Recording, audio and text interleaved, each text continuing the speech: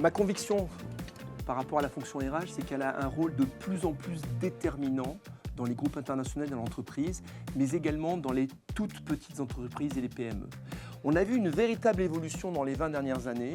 La fonction RH était une fonction RH qui était plutôt mise de côté et plutôt technique à un certain moment. Et aujourd'hui, la plupart des entreprises ont inscrit le DRH dans le comité de direction.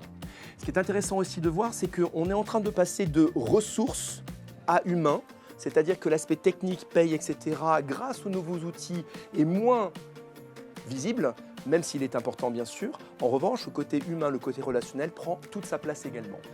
Donner du sens. La fonction RH a un rôle majeur pour donner du sens à chacun des collaborateurs. Ça me rappelle une anecdote.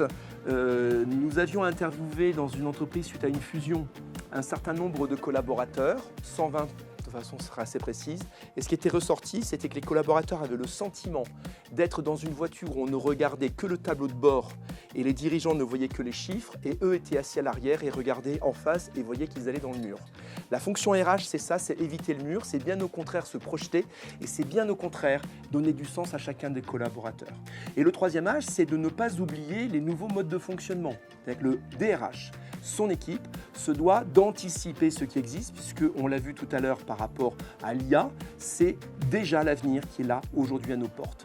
Et enfin, ne pas oublier d'aller chercher l'information partout. À savoir, nous avons l'information qui arrive du terrain, le bottom-up, et il ne faut pas oublier d'aller interviewer chacun des acteurs, managers, middle managers, pour pouvoir construire la RH de demain.